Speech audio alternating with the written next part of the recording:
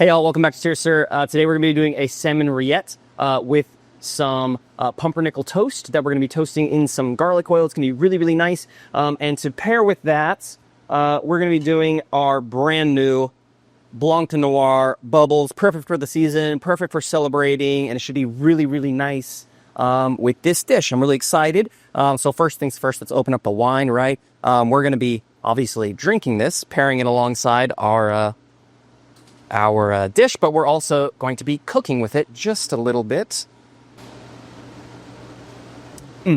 Yummy, bright, crisp. It's gonna be great. Okay, so let's get started. This one is super fun, super easy, and you can kind of customize as you'd like, which is really nice about this one. First, we have a pot here. We're gonna be adding 2 cups of water and 1 cup of our wine. The only thing that I would recommend with this is just some sort of dry white wine. I would not suggest something like a Chardonnay because when you start to cook Chardonnay, those oaky flavors can become a little funky. So I don't really recommend that. I recommend just something nice, dry, crisp, clean, which is exactly what this beautiful wine is. So we're going to add that as well. We are also going to add an onion that we're just going to quickly slice. I suggest slicing it this way, not this way. Reason being, right? So you're going to, basically the grain, you can kind of see, right? The grain, I don't know if you can see on the camera there, but the grain of the onion runs up and down the onion, right? So you want to cut through that grain, which is going to release more of the flavor. So we're going to add that into our poaching liquid. We're also going to add some peeled carrots that we're just going to quickly slice.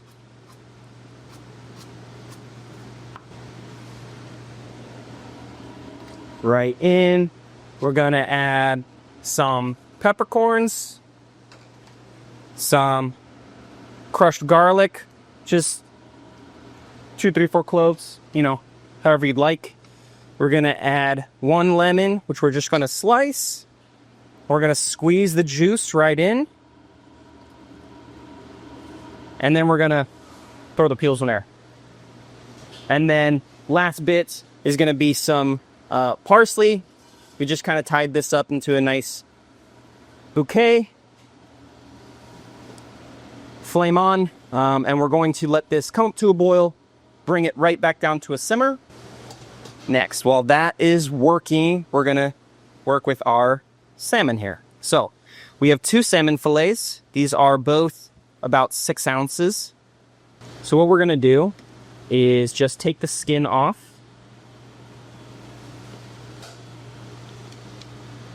Now, because we're going to be poaching this, you'll see any sort of bloodline you need to remove. Any brown bits, it just should be clean salmon. If not, it will give your end product a kind of an off flavor, as well as it won't be very pretty. That kind of subtle brown that you see once it cooks goes very, very dark.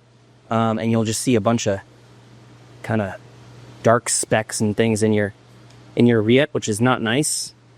Our salmon is ready to go, right? Easy peasy. We are just waiting for our stock to come up. You know when it's ready, when the onions begin to become just slightly soft. They're not so crisp anymore. And when that happens, your poaching liquid is ready to go.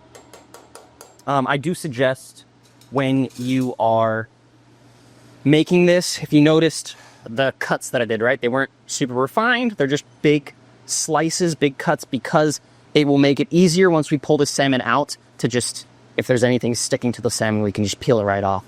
Super, super easy. So beforehand, while that's going, for our salmon rillette, we have a couple ingredients that you can either get ready beforehand or do as you're going, right? So this one is important to do beforehand. If you're at home, use butter. I know you got it. We got margarine, so we're going to be using margarine. You're going to want to leave this out at room temperature. We just put it right above our kind of range here, and it softens very quickly. So you just want this to be nice and soft, but not melted. Soft, but not melted. It's very important. Next is going to be some lemon. We have 2 here, just in case, just for adjustments. We're going to be using the juice and the zest. So we're going to zest it first, cut it in half, juice it. It's going to be great. We have some shallots. The shallots we just finely minced. We have some chives. We're using garlic chives. I really like the flavor of these. You can certainly use regular chives, but in the restaurant we tend to use these a bit more. They just have a little more punchy flavor, but still add that nice brightness that we want in this dish for the finished product. Next, this is completely optional. This is Espelette pepper. It's kind of like a smoky, spicy paprika is almost the flavor that you get. It has this really nice aroma. If you can't get this, certainly you can omit it. You can just use smoked paprika. You can use cayenne if you'd like a little bit more of a kick. But this is what we're going to be using today. It's a little bit more of a premium spice. And then lastly, again, you can omit this if you want no alcohol at all in your finished product. You don't need this, but to all of my rillettes, whether it be chicken, duck, or chicken, or salmon, even my mousses, like a chicken liver mousse, things like that, I like to finish it with just a splash of cognac. It adds this really, really nice depth that kind of just rounds things off super, super nice. So that's kind of our ingredient list. Obviously, salt and pepper. Yeah, that's basically it, right? And then we have our pumpernickel. We've just cut those into some nice little toast points that we can toast off and eat our rillette with. Different options for this that we are going to be doing. If you have the ability to do this at home, we happen to have a smoke gun here. So we're going to be cooking these, letting them cool down a bit, giving them a bit of a flake, and then smoking them cold for just a few minutes. It's going to add this really nice, just little extra bit. If you can't do that at home, that's totally okay. It's not necessary. You can also just buy a touch of smoked salmon and add that to a pre-made smoked salmon and add that to your rillette. Our poaching liquid is done. I can see that the onions have become a bit translucent. We have turned our flame down. And we're just going to place our salmon in our pots.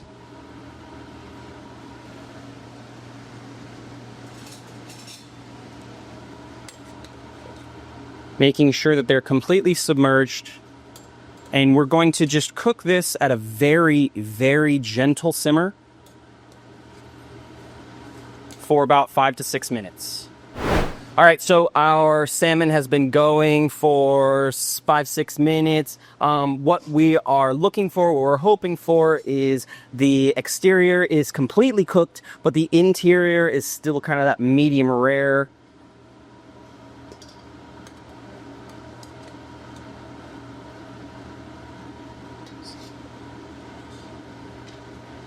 We're going to kind of just gently excavate our fish. See how the outside is nice and well cooked, and then if I show you the inside here, you'll see,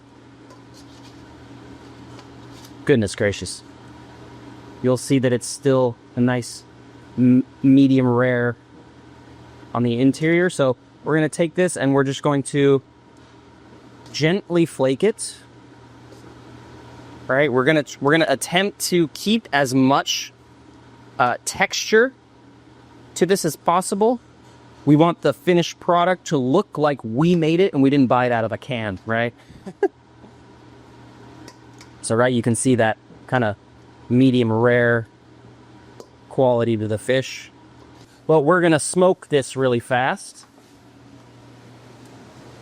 So how we do that? So we're gonna take some plastic wrap.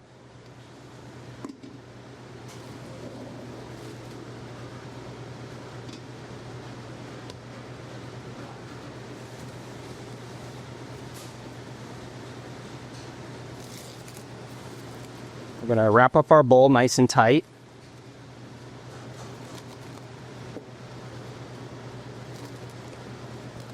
All right, so we're airtight now. And then we're going to take our knife.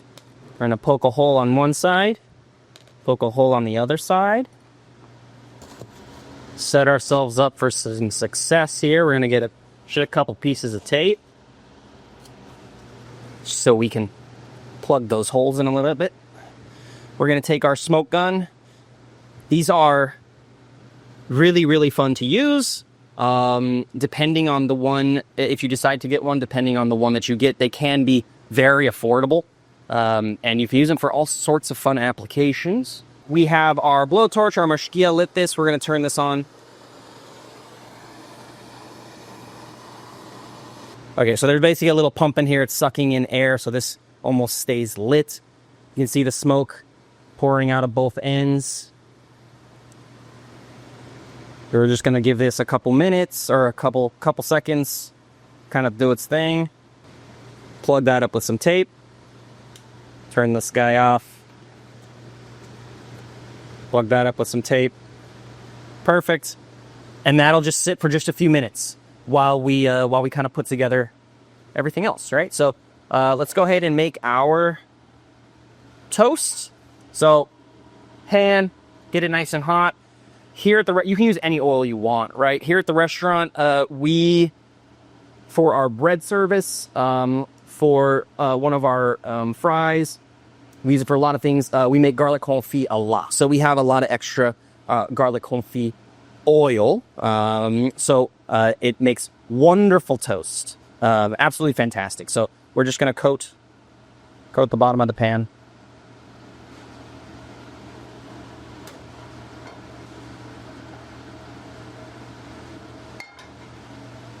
Make sure that your oil is hot before you add in your bread. Perfect. Got a little nice little sizzle.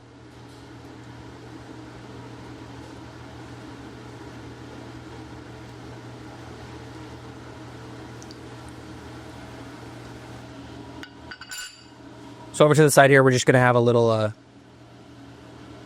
plate with a napkin on it, just to let our toast drain.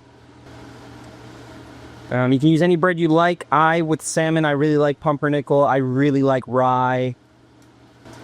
All right, so we'll put that on our towel to drain.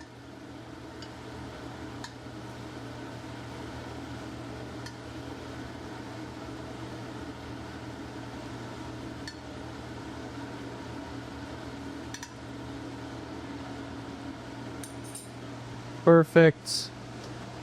And while that is still hot, we're going to add just a little salt.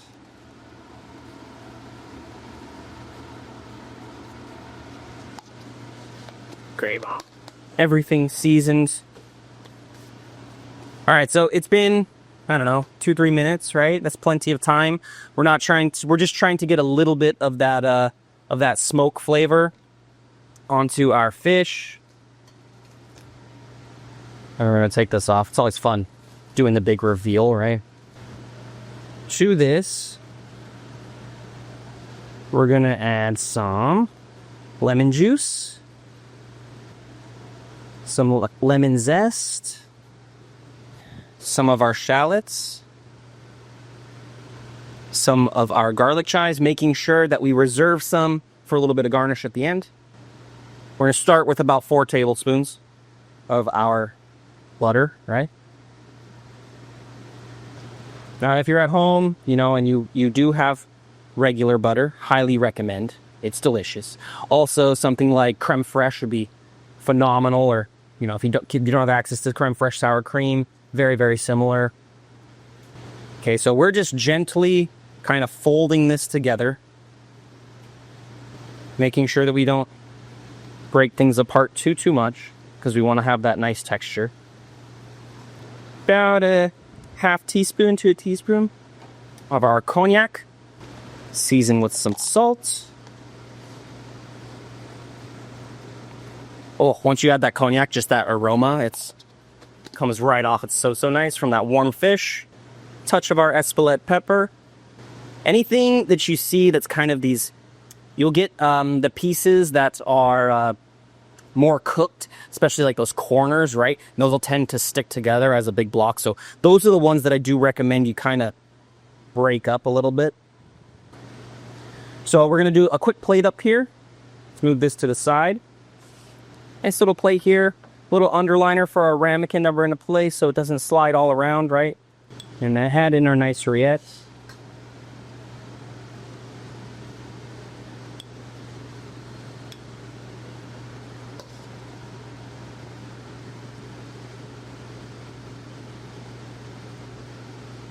I'm going to garnish with a nice bit of fresh chives on top. We're going to do a little espelette. And then last, we're just going to take our toasts.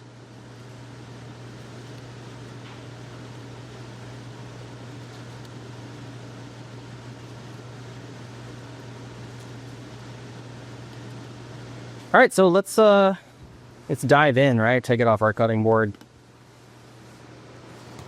Handy dandy spoon. All right, let's start with our wine right now.